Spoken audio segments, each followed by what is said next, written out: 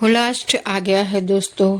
होलाष्ट के नाम से ही ये दिल में ख्याल पहले ही आ जाता है। जो भी शुभ कार्य हमने सोच रखा है वो अब 8 दिन के लिए स्थगित हो गया। अब 8 दिन के बाद ही जो भी शुभ कार्य हम कर सकते हैं। राधे राधे दोस्तों, आप सभी को मेरे यूट्यूब चैनल ब्लॉट एंड पर मैं स्वागत करती हूँ। दोस्तों, होलाष्ट क्या है? होलाष्ट को क्यों अपशगुन माना जाता है? होलाष्ट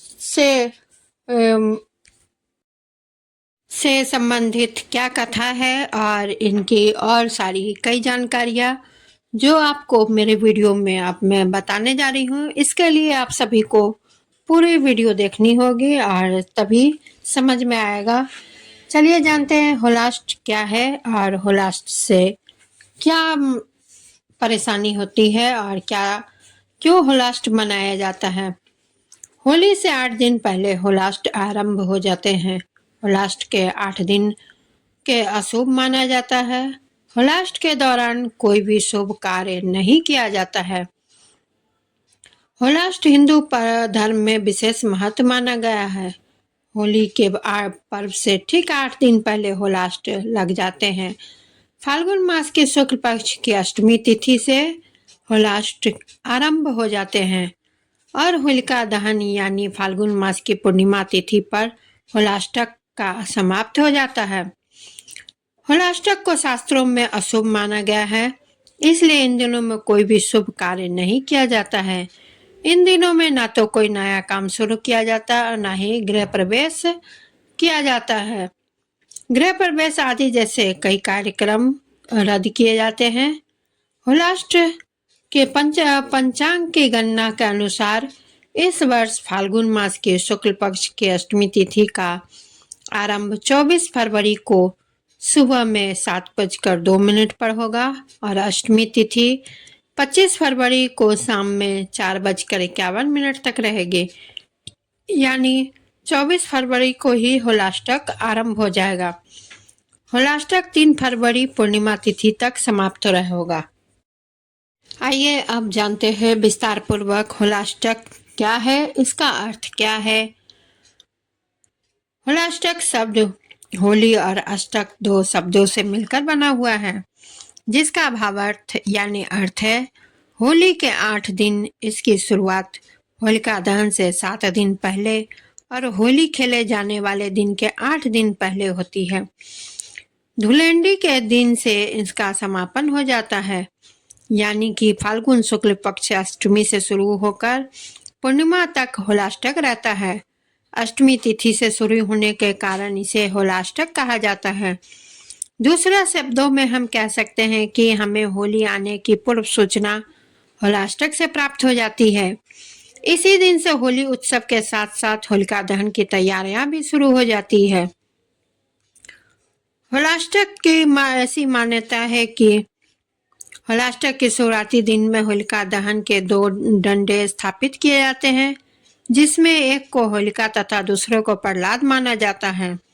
शास्त्रीय मान्यताओं के अनुसार जिस क्षेत्र में होलिका दहन के डंडा स्थापित हो जाता है उस क्षेत्र में होलिका दहन तक कोई भी शुभ कार्य नहीं किया जाता है, अन्यथा अमंगल फल मिलते हैं। क्योंकि होलिका दहन की परंपरा को सनातन धर्म को मानने वाले सभी मानते हैं, इसलिए होलाष्टक की अवधि में हिंदू संस्कृति के कुछ संस्कार और शुभ कार्यों की शुरुआत वर्जित है। लेकिन किसी किसी के जन्म और मृत्यु के पश्चात किए जाने वाले कृत्यों की मनाही नहीं की गई है। तभी कई स्थानों पर धुलेंडी वाले दिन ही अन्नप्राशन संस्कार भी परंपरा है। अतः प्रसूति का सूतक निवारण, जातकर्म, अंत्येष्टि आदि संस्कारों की मनाही नहीं की गई है।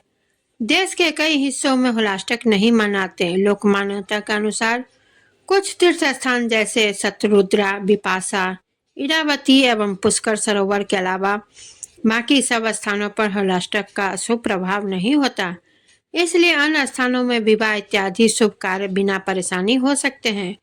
फिर भी शास्त्रीय मान्यताओं अनुसार होलाष्टक की अवधि में शुभ कार्य वर्जित है, अतः हमें भी इनसे बचना चाहिए।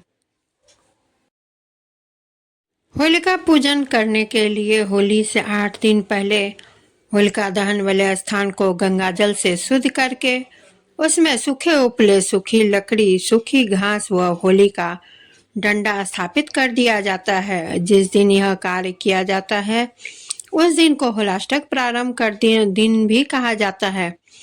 जिस दिन गांव, क्षेत्र या मोहल्ले के चौराहे पर यह होली का डंडा स्थापित किया जाता है, होली का डंडा स्थापित होने के बाद संबंधित क्षेत्र में होलिका दहन होने का कोई शुभ कार्य संपन्न नहीं किया जाता है। सबसे पहले इस दिन होलाष्टक शुरू होने वाले दिन होलिका दहन स्थान का चुनाव किया जाता है।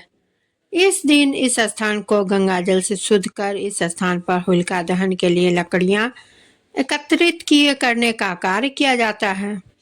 इस दिन जगह जगह पर जाकर सूखी लकड़ियां, विशेषकर ऐसी लकड़ियां जो सूखने के कारण स्वयं ही पेड़ों से टूटकर गिर गई हो, उन्हें एकत्र कर चौराहे पर एकत्र कर लिया जाता है।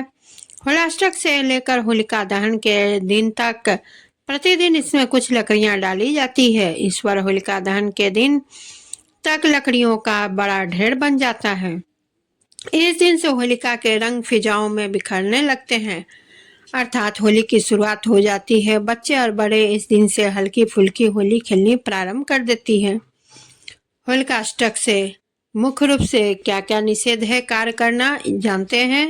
होलाष्टक मुख्य रूप से पंजाब और उत्तरी भारत में मनाया जाता है। होलाष्टक के दिन से एक और जहां उपरोक्त कार्यों का प्रारंभ होता है, वहीं कुछ कार्य ऐसे हैं जिन्हें इस दिन से नहीं किया जाता है। यह निषेध अवधि होलाष्टक के दिन से लेकर होलिका दहन दिन तक रहती है।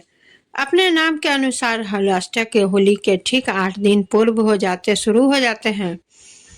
होलाष्टक के मध्य दिनों में 16 संस्कारों से किसी भी संस्कार को नहीं किया जाता है। यहाँ तक कि अंतिम संस्कार करने से पूर्व भी शांति कार्य किए जाते हैं। इन दिनों में 16 संस्कारों पर रोक होने के कारण इस अवधि को शुभ नहीं माना जाता है।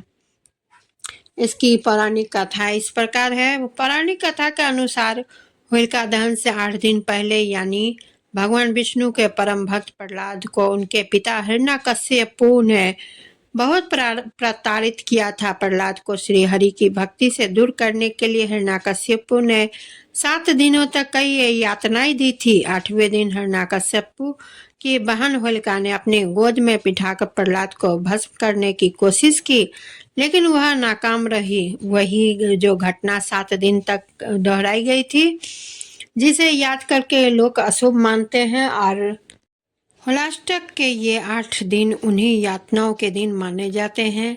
यही वजह है कि उन 8 दिनों में किसी भी तरह के शुभ काम नहीं किए जाते हैं। होलाष्टक के 8वें दिन हिरण्यकश्यप ने अपनी बहन होलिका को प्रहलाद को गोद में लेकर उसे जलाने को कहा। होलिका को यह वरदान मिला था कि वह आग में नहीं जल सकती, लेकिन भगवान विष्णु ने अपने भक्त प्रहलाद को बचा लिया और आग में होलिका जलकर खाक हो गई। तभी इस दिन से होलिका दहन मनाया जाता है। वे भगवान विष्णु के अपने भक्त प्रहलाद का परम भक्त थे। वे हमेशा अपने विष्णु भक्ति में मग्न रहते थे।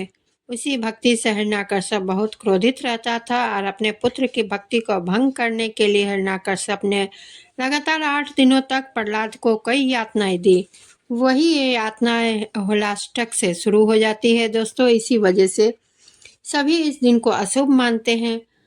होलाष्टक से जुड़ी एक और कथा है दोस्तों, शिव और कामदेव की। होलाष्टक से जुड़ी एक पौराणिक कथा, इसके अनुसार हिमालय पुत्री पार्वती भोलेनाथ से विवाह करना चाहती थी।